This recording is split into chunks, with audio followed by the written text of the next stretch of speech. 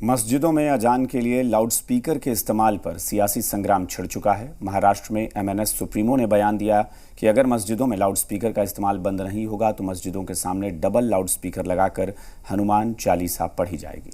राज ठाकरे के इस बयान पर सियासी तापमान उबलने लगा है। अजान और लाउडस्पीकर विवाद पर क्या हुआ और लाउडस्पीकर के इस्तेमाल के नियम क्या है, ये इस रिपोर्ट में जानिए।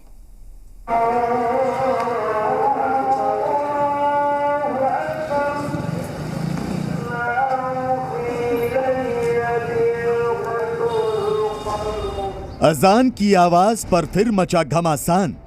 ज्या मशिदीच्या बाहेर हे भोंगे लागतील त्याच्या दुप्पट समोर स्पीकर लावायचे आणि हनुमान चालीसा लावायचा। अजान सुनी तो हनुमान चालीसा सुनाया।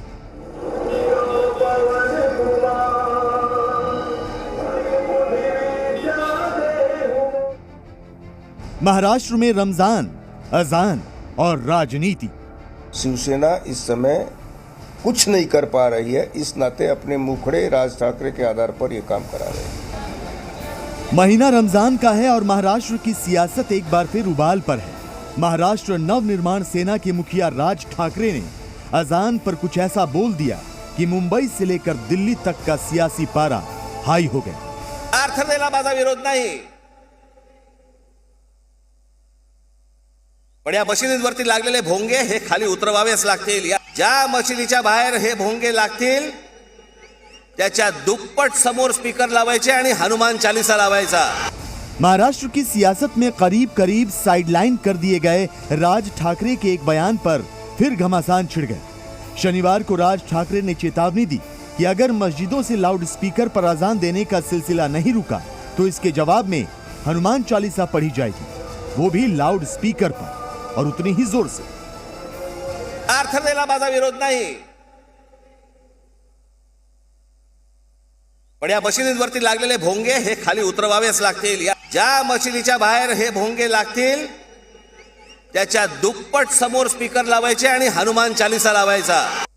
ज्या प्रकारे या लाउड स्पीकरचा सकाळी 5 वाजल्यापासून जो त्रास होतो, जेव्हा धर्म बदला तेव्हा लाउड स्पीकर होता काय? तुमच्या परमेश्वराची प्रार्थना करायची असेल तर करा घरात। प्रत्येकाने आपापला धर्म हा घरामध्ये ठेवला पाहिजे। राज ठाकरे के बयान का असर भी दिखने लगा। उनकी पार्टी की एक नेता ने पेड़ पर लाउड स्पीकर लगाया और हनुमान चालीसा बजाना शुरू कर दिया। काफी देर तक हनुमान चालीसा का पाठ होता रहा। मामला सियासी था, लिहाजा पुलिस पहुंची और एमएनएस नेता को हिरासत में लेकर लाउड स्पीकर को जब्त कर लिया। लाउड स्पीकर पर हनुमान चालीसा बजाने के लिए उस पर 5,500 रुपए का जुर्माना लगाया गया और दोबारा ऐसा ना करने को लेकर चेतावनी भी दी गई। आने वाले वक्त में रास्ते के ऊपर मस्जिदों के सामने बड़े बड़े लाउड स्पीकर, जैसे हमारे राज साहब ठाकरे ने कहा, वैसे भोंगे साउंड के ऊपर बजेंगे, हनुमान चालीसा होगी और आपको आने वाले वक्त में देखने मिलेगा। कई दूसरी जगहों से भी ऐसे ही मामले सामने आए। मनसे के कार्यकर्ताओं ने जगह जगह लाउड स्पीकर लगाकर हनुमान चालीसा का पाठ शुरू कर दिया। जल्दी ही अजान बनाम हनुमान चालीसा का विवाद सियासी घमासान में तब्दील हो गया। शिवसेना ने राज ठाकरे पर जबरदस्त निशाना साधा और उन्हें बीजेपी की बी टीम बताने में देर नहीं लगाई। कहो केंद्र सरकार को एक कानून बनाए और सभी बंद कर दे।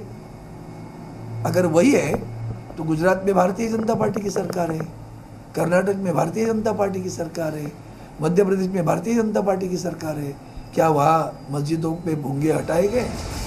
बीजेपी ने फौरन पलटवार किया और इस पूरे हंगामे के पीछे शिवसेना का हाथ बता दिया। न तो उनका बीजेपी से कोई संबंध है, न बीजेपी उनको किसी प्रकार के सहयोग दे रही है।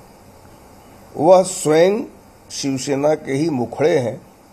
शिवसेना इस समय कुछ नहीं कर पा रही है, इस नाते अपने मुखड़े राज ठाकरे के आधार पर यह काम करा रहे हैं। महाराष्ट्र की महाविकास अघाड़ी सरकार की दूसरी पार्टियों ने भी पलटवार करने में देर नहीं लगाई। एनसीपी ने तो राज ठाकरे को गिरगिट बता दिया। बात धर्म की थी तो धर्म गुरु भी पीछे नहीं रहे। हनुमान चालीसा पढ़िए, कौन मना करता है, लेकिन हनुमान चालीसा आप इसलिए पढ़ें कि अजान के मुकाबले में पढ़ें, तो फिर आपके हनुमान चालीसा की अहमियत क्या होगी? आप तो वो दुश्मनी में पढ़ रहे हैं मुसलमान की।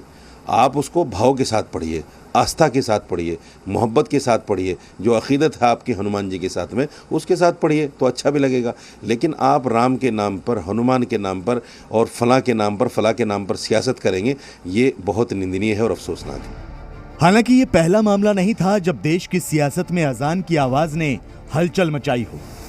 साल 2017 में मशहूर सिंगर सोनू निगम ने अजान को लेकर एक ट्वीट किया था और अजान से नींद टूटने की शिकायत की थी।